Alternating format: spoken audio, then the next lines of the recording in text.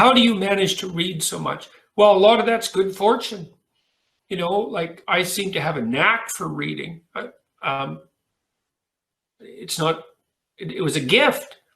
You know, like when I was a kid, if I look at a word once, I can always spell it. Like I have it instantly. And I've been like that ever since I was little. And so I seem to have a facility for very rapid verbal comprehension. And then my father taught me to read when I was very young. And I think it was the combination of those two things that enabled that for me. You know, I had a natural proclivity, a verbal ability. You know, my graduate supervisor, very smart guy, Robert Peel, guy I really liked, he had trouble with spelling. You know, I don't know why exactly that is. People have different talents, and I had a talent for immediate recognition and memory of words, and I'm also very verbally fluent. Give me a sec here.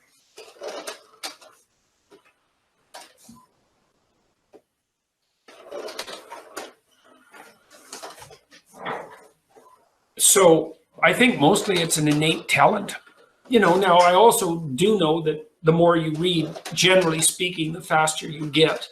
My wife has really, like, she always read, but she's really started to read a lot since she got a Kindle. Turns out she really likes her Kindle.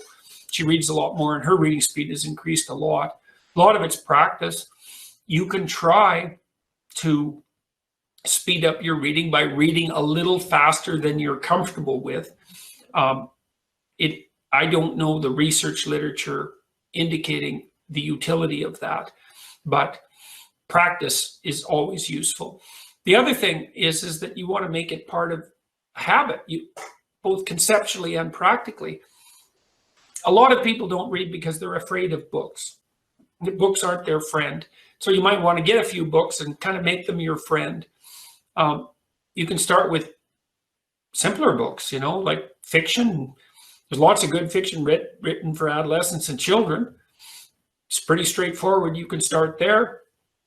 If you're interested in philosophy, there's lots of simple guides like The Idiot's Guide to different topics, or a beginner's guide. I read those things all the time when I'm first investigating a new topic.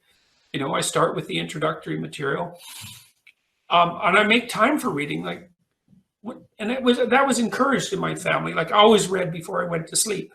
I read, and I still do that. Somewhat less so because I've become so distracted by social media. But you set aside a bit of time every day to read. And for me, it was always just before I went to bed. I go to bed, turn on the light, and read when I was a kid, for hours. And if you do something every day, you do a lot of it. And so I would say, well, if you want to read, if you want to make yourself educated, just put aside 20 minutes a day to read, or 10, you know, some small amount of time that you could actually steal, not 2 hours, because good luck, man. It's very unlikely you'll manage that. But 20 minutes a day, you know, that's 2 hours a week. That's 700 hours a year. You know, that's, even if you're a slow reader, that's a good number of books. And so you make it a habitual part of your life, and you decide that it's going to be something that you value.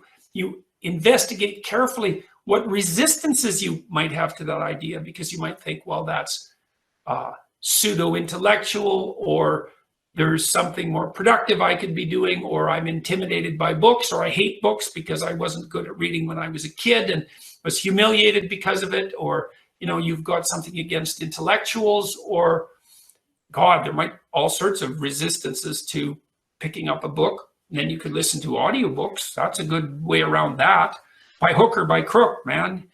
So you value it, you make it a regular part of your life, you practice doing it. And you need a higher goal too. It's like, well, why should you read? Well, it's so that you're more informed and you can think better. Well, why should you be more informed and think better? Because you won't walk blindly into so many pits.